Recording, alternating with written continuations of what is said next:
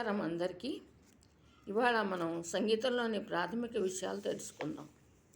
భారతీయ సంగీతం ప్రధానంగా 2 విభాగాలుగా ఉంది: కర్ణాటక సంగీతం, హిందుస్థానీ సంగీతం. రెండిట్లోనూ ప్రధానంగా 72 మేళకర్త రాగాలు ఉంటాయి.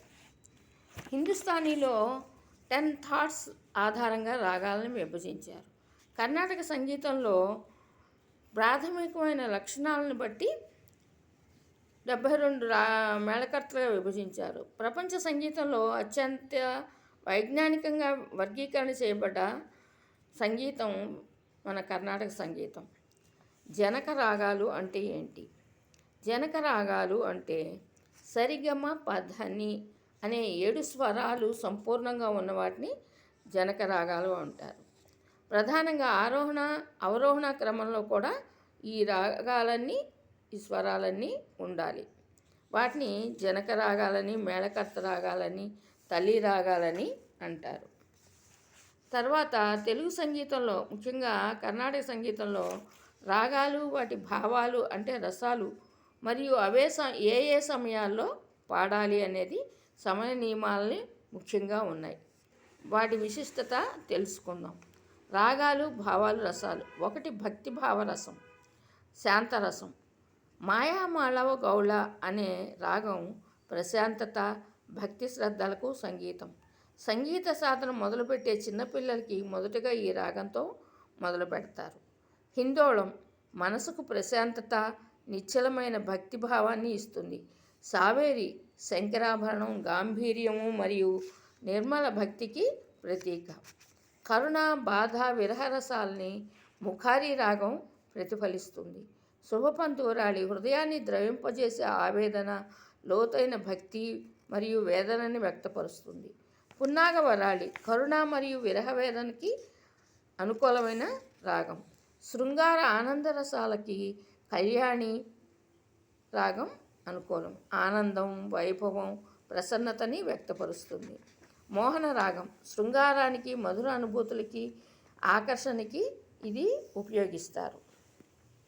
అలాగే వీర రౌద్ర రసాలను కూడా వ్యక్తం చేసేందుకు అఠాణ గంభీరము, కోపం, వీరత్వాన్ని చాటేందుకు ఉపయోగించే రాగం. ఆరభి ఉత్సాహము, పట్టుదలని వ్యక్తపరుస్తుంది. రాగాలు, సమయ నియమాలు తెలుసుకుందాం. హిందుస్థానీ సంగీతంలో సమయ నియమాలకి అత్యంత కఠినంగా పాటిస్తారు.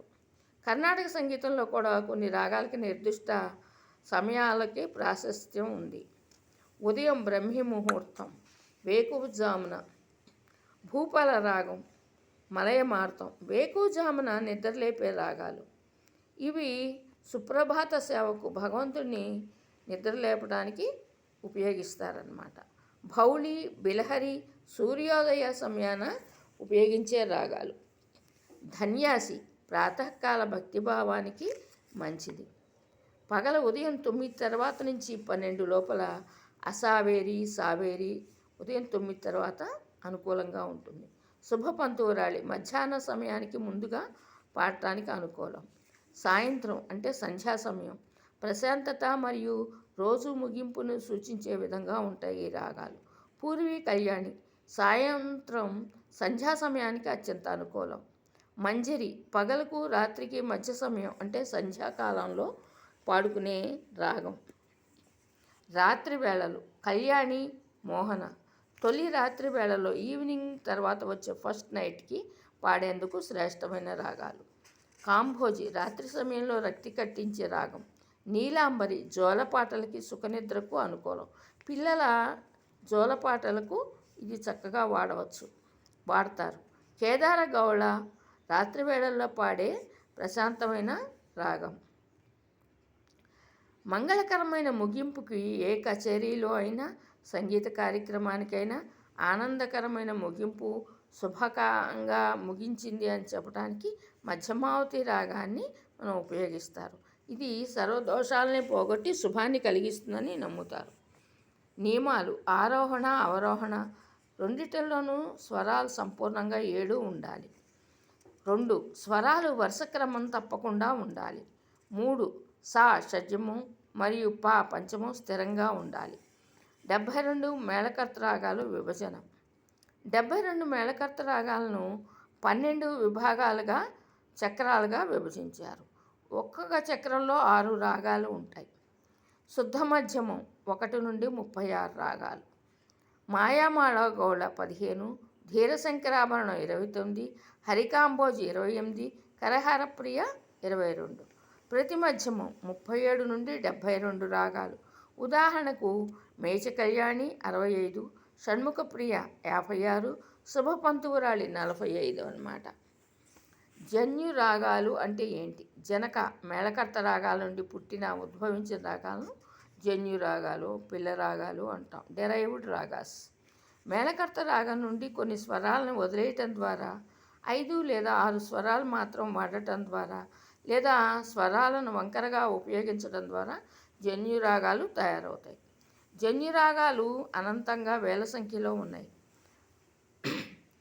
జన్యు రాగాల్లో రకాలు. వర్జ్య రాగాలు ఆరోహణ లేదా అవరోహణలో కొన్ని స్వరాలు వదిలేసేవి. ఔడవ రాగాల్ని 5 స్వరాలు ఉన్న వాటిని అంటారు.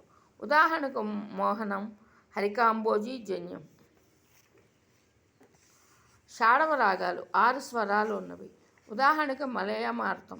వక్ర రాగాలు స్వరాలు వరుస క్రమం కాకుండా వంకరగా వాడేవి. ఉదాహరణకు ఆనంద భైరవి, సహాన. భాషాంగ రాగాలు అంటారు. మాతృ మేళకర్తలో లేని అన్యస్వరాన్ని ఉపయోగించే రాగాల్ని భాషాంగ రాగాలుగా చెప్తారు. ఉదాహరణకి కాంభోజి, భైరవి. తర్వాత జనక జన్య రాగాల సంబంధం. కొన్ని ఉదాహరణలు చూద్దాం. జనక రాగం మాయామాళ గౌళ. జన్యు రాగం మలయమార్తం, సావేరి, భౌళి, జగన్మోహిని. కరహరప్రియ అభేరి, శ్రీరాగం, ముఖారి, హుసేని, సుధా, సావేరి. హరికాంబోజి మోహనం, కాంబోజి, నట, కురంజి, ఖమాస్, బహుదారి. అలాగే ధీరశంకరాభరణానికి హంసధ్వని, బిలహరి, శుద్ధ సావేరి, జనరంజని పిల్లరాగాలు. మేచ కళ్యాణి సారంగ, హమీర్ కళ్యాణి, మోహన కళ్యాణి ఉపరాగాలు. హిందుస్థానీ సంగీతంతో పోలిక. హిందుస్థానీ సంగీత పద్ధతిలో 72 మేళకర్తలకు 10 తాట్లుగా విభజించారు.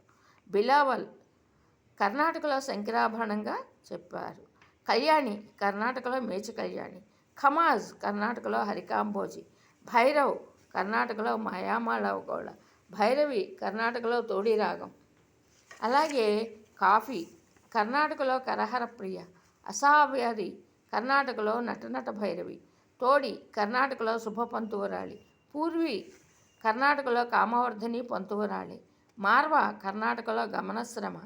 హిందుస్థానీ రాగాలన్నీ కూడా 10 తాట్ల ఆధారంగానే ఉద్భవించాయి. ఇవి కర్ణాటకలోని జన్యు రాగాలు. ఇలా కొన్ని ప్రాథమిక విషయాల్ని మనం కర్ణాటక సంగీతం, హిందుస్థానీ సంగీతం నుంచి తెలుసుకున్నాం. ఇంకా లోతుగా తెలుసుకోవాలనే సంగీత ప్రియులు మరింత విశేషంగా నేర్చుకోవచ్చు. ఇప్పటి వరకు నాకు చెప్పగలిగిన ప్రాథమిక సూత్రాలు చెప్పాను. ధన్యవాదాలు. నమస్కారం.